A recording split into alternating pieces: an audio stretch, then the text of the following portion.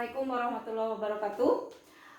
Baik anak-anak, kita lanjutkan tekanan pada zat cair. Yang kedua adalah hukum Archimedes.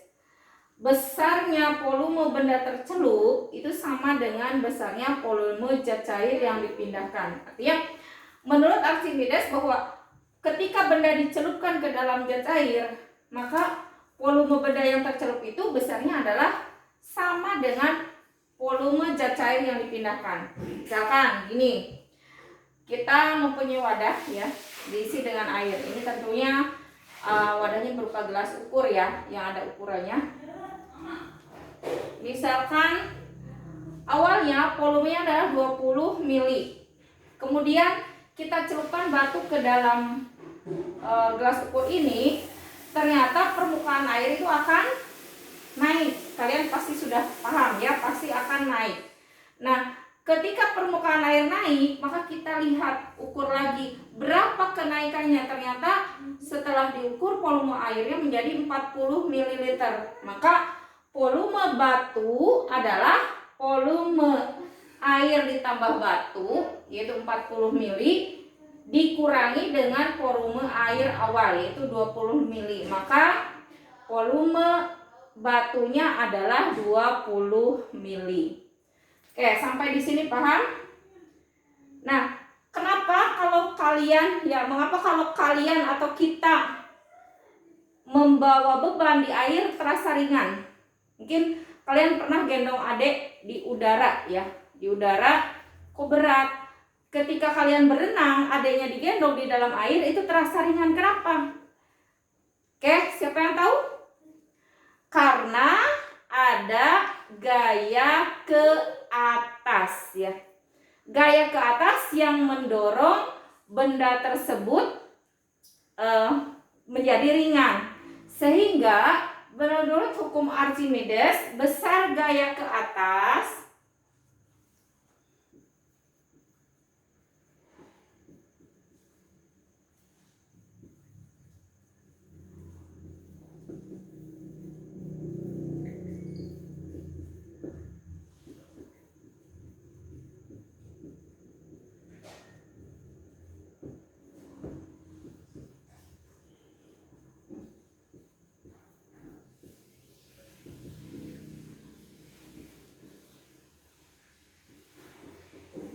ya, jadi mengapa benda di dalam air terasa ringan? Karena ada gaya ke atas dari air yang besarnya FA sama dengan WU min WA. Besarnya gaya ke atas ini adalah FA sama dengan WU min WA. FA itu apa? FA itu sama dengan gaya ke atas. WU adalah berat benda di udara. Dan WA adalah berat benda di air. Ini gaya ke atas satuannya Newton. Berat benda di udara juga berat itu satuannya Newton. Berat benda di air juga satuannya Newton. Kalian ingat W itu besarnya adalah M kali G.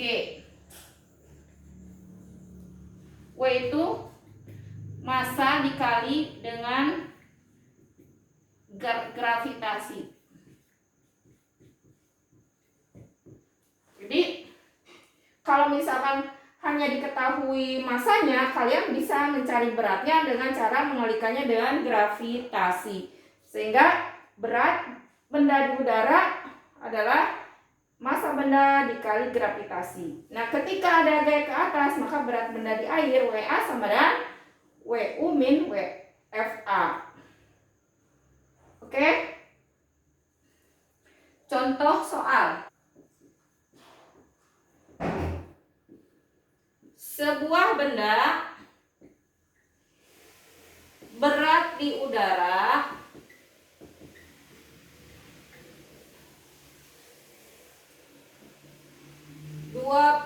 Newton.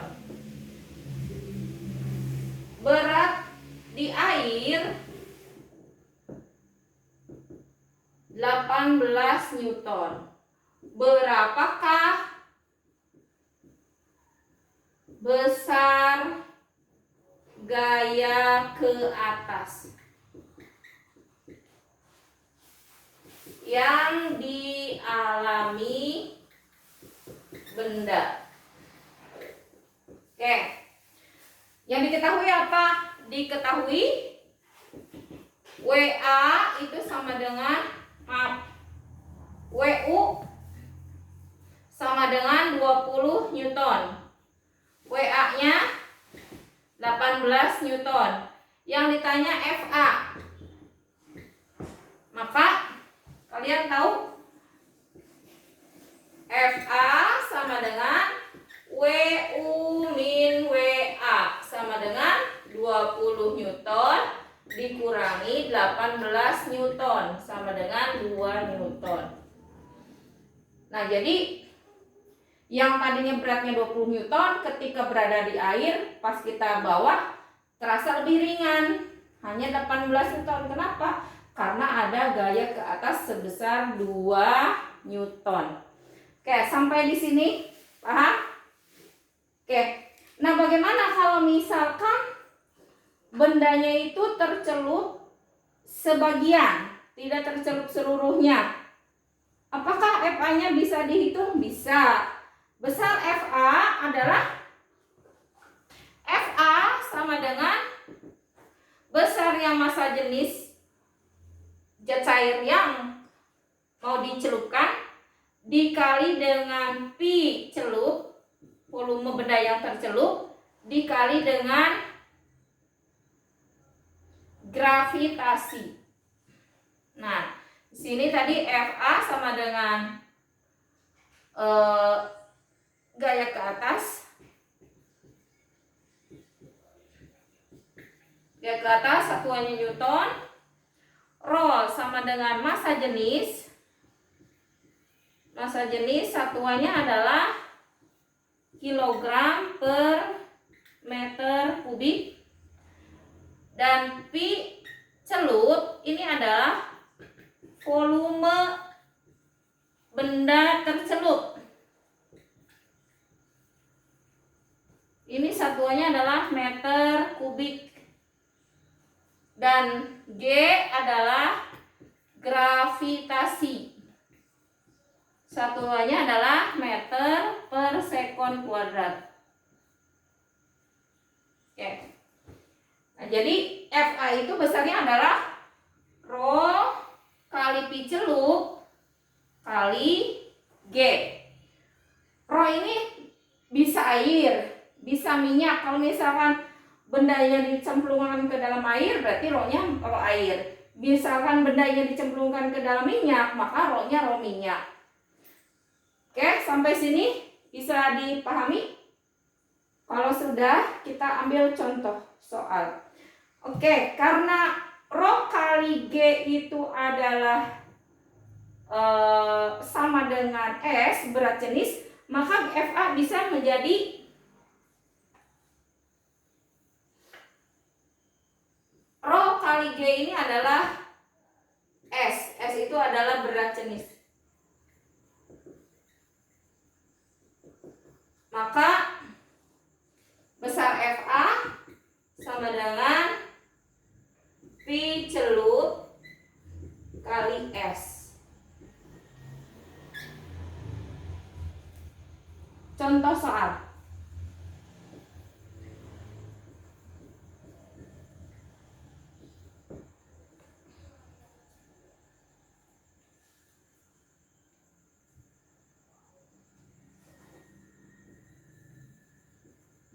Sebuah benda volumenya 600 meter, jangan meter, sentimeter, 600 cm kubik, tercelup 2/3 bagian. Jika massa jenis air 1000 kilogram per meter kubik dan G sama dengan 10 meter per sekon kuadrat, berapakah besar gaya ke atas? Nah, jadi biasakan udah identifikasi soal ya. Apa yang diketahui? Yang diketahui adalah volume benda. Pi benda 600 cm kubik. Oke, yang diketahui ya. Nah, pi celup benda apa? Berapa? Pi celupnya adalah 2/3. Berarti 2/3 kali 600 cm kubik sama dengan berapa? 400 cm kubik. Dari mana 400? 600 bagi 3, 200 kali 2. 400 cm kubik. Nah, kemudian Rho-nya berapa? Rho airnya adalah 1000 kg per meter kubik. Dan G sama dengan 10 meter per sekon kuadrat. Oke, berapa besar pi celupnya? Kita masukkan ke dalam rumus ya. F A sama dengan Rho kali pi celup kali G. Masukin angka 1000 dikali 400 dikali 10. Nah, kalian perhatikan 400 cm kubik dan di situ massa jenisnya dalam meter kubik. Berarti harus dibagi berapa? 400 cm kubik menjadi 400 cm kubik menjadi meter kubik itu dibagi sejuta ya. Dibagi sejuta. Kenapa sejuta? Karena 1 meter itu berapa senti? 100. Berarti 100 kali 100 kali 100 sejuta. Maka dibagi sejuta. Sengaja Ibu bikin titik 3, ini artinya 100 kali 100 kali 100. Untuk menyamakan satuan dari sentimeter ke meter kubik. Dari sentimeter kubik ke meter kubik. Nah, kita coret aja. Ini nolnya ada berapa? 1, 2, 3, 4, 5, 6. Berarti nolnya coret semua. Hasilnya adalah 4 Newton. Ya. Sampai di sini bisa dipahami? Jadi ulang lagi. Volume benda 600 cm kubik yang tercelup 2/3 bagian, berarti 2/3 kali 600 hasilnya 400, tapi dalam cm kubik.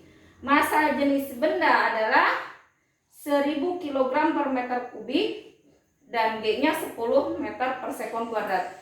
Maka besarnya FA adalah Rho kali pi celup kali G. Sehingga 1000 dikali 400 dikali 10 dibagi sejuta. Sama dengan 4. Ada yang ditanyakan? Oke, sudah paham? Kalau sudah, Ibu kasih contoh soal yang lain. Coba.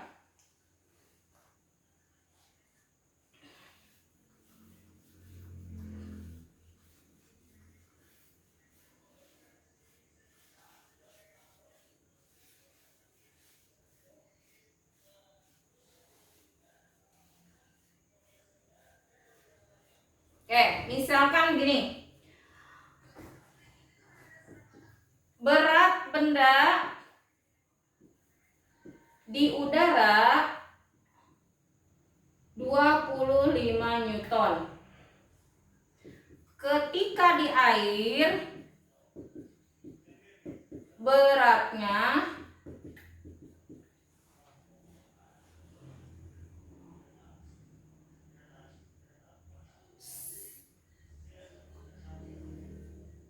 21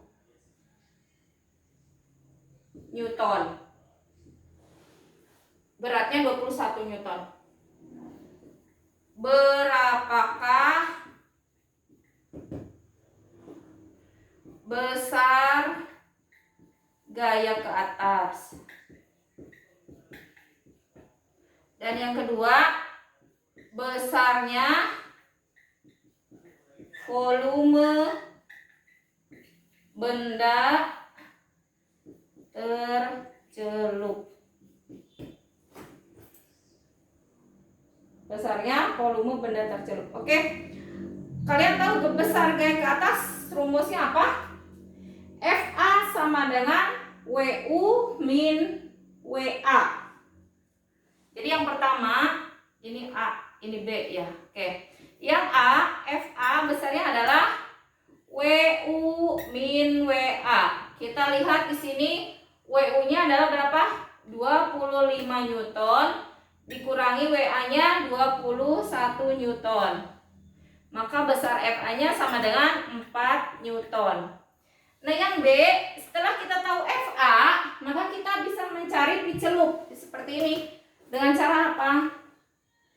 FA sama dengan rho kali pi celup kali G.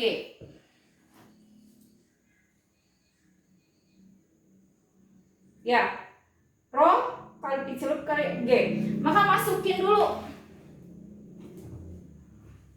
besar FA. Besar FA-nya adalah 4 Newton.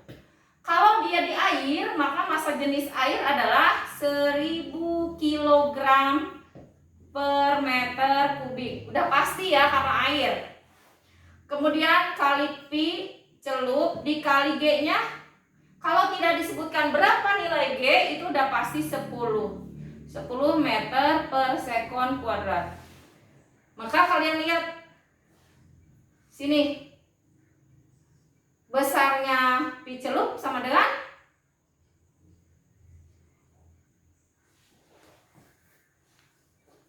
pi celup sama dengan FA per rho kali G sama dengan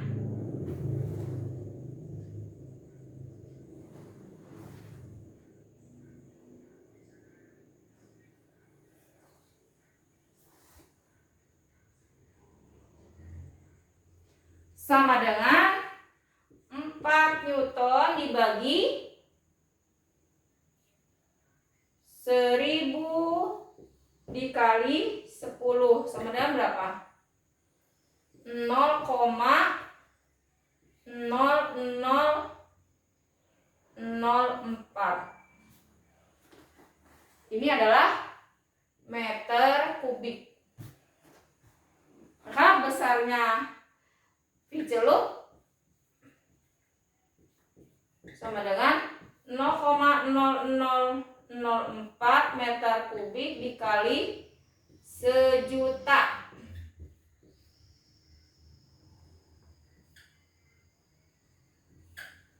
Sehingga 400 cm kubik.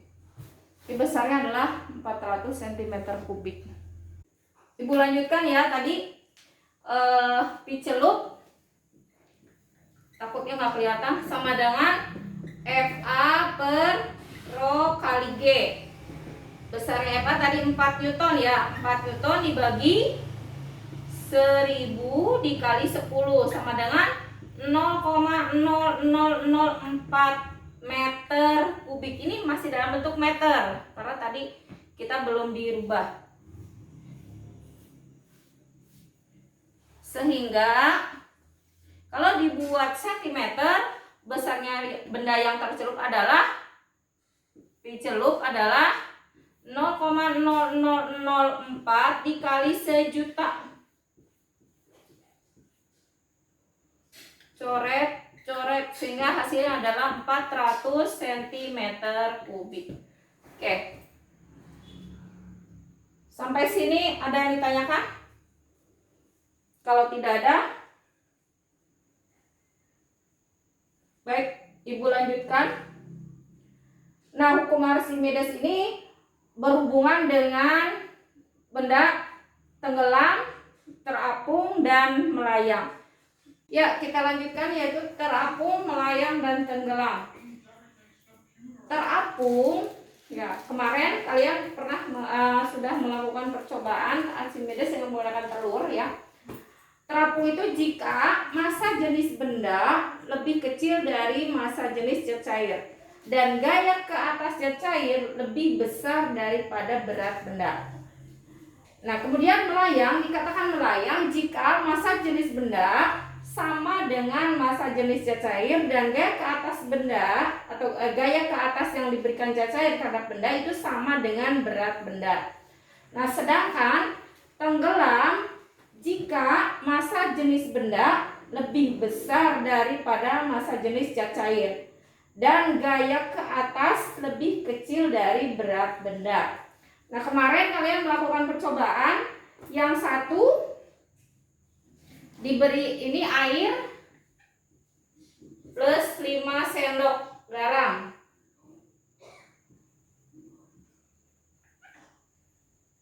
Dan yang ini air plus 2 sendok garam. Sedangkan ini air saja.